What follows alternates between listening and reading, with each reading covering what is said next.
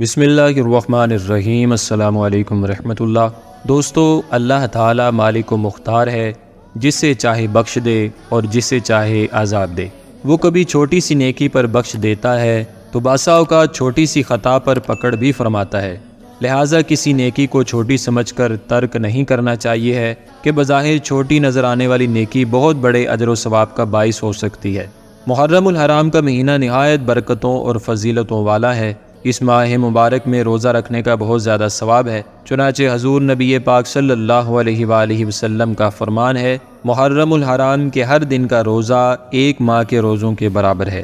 صحابی رسول حضرت عبداللہ ابن عباس رضی اللہ عنہ فرماتے ہیں کہ نبی پاک علیہ السلام نے عاشوراء کے دن خود بھی روزہ رکھا اور اس کے رکھنے کا حکم بھی ارشاد فرمایا۔ حضرت ابو قتادہ رضی اللہ عنہ سے روایت ہے کہ رسول اکرم صلی اللہ علیہ وآلہ وسلم نے فرمایا، مجھے اللہ تعالیٰ پر گمان ہے کہ عاشوراء کا روزہ ایک سال پہلے کے گناہ مٹا دیتا ہے۔ دوستو، جو عاشوراء کے دن روزہ رکھنا چاہے تو اسے چاہیے کہ وہ 9 محرم یا 11 محرم کا روزہ بھی رکھے، جیسا کہ حضور پر نور صلی اللہ علیہ وآلہ وسلم کا ارشاد ہے، عاشوراء کے دن کا روزہ رکھو اور اس میں یہودیوں کی اس طرح مخالفت کرو کہ اس سے پہلے یا بعد میں بھی ایک دن کا روزہ رکھو۔ دوستو، احادیث مبارکہ میں بہت سے ایسے اعمال بیان کیے گئے ہیں کہ جن پر عمل کی برکت سے رزق میں برکت ہوتی ہے۔ ہمیں چاہیے ہے کہ ایسے اعمال اپنا کر رزق میں برکت کے حقدار بنے۔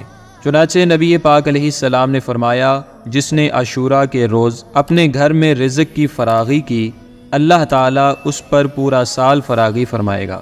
بزرگ فرماتے ہیں کہ بال بچوں کے لیے 10ویں محرم الحرام کو خوب اچھے اچھے کھانے پکائیں تو انشاءاللہ تعالیٰ سال بھر تک گھر میں برکت رہے گی۔ بہتر ہے کہ حلیم یعنی کھچڑا پکا کر حضرت امام حسین رضی اللہ عنہ کی فاتحہ کرے تو انشاءاللہ بہت مجرب یعنی آزمایا ہوا ہے۔ اسی تاریخ کو غسل کرے تو تمام سال انشاءاللہ تعالیٰ بیماریوں سے امن میں رہے گا، کیونکہ اس دن آب زمزم تمام پانیوں میں پہنچتا ہے۔ حدیث پاک کا مفہوم ہے، سرکار کائنات صلی اللہ علیہ وآلہ وسلم نے فرمایا، جو شخص یوم عاشوراء اسود سرما آنکھوں میں لگائے تو اس کی آنکھیں کبھی بھی نہ دکھیں گی۔ دوستو، یہ تھے عاشوراء کے فضائل۔ اللہ پاک ہمیں عمل کی توفیق عطا فرمائے۔ ہماری اس ویڈیو کو لائک اور شیئر کریں، ہمارے چینل کو سبسکرائب کریں۔ اپنا بہت سارا خیال رکھیے گا۔ اب تک کے لیے اتنا ہی، فی امان اللہ۔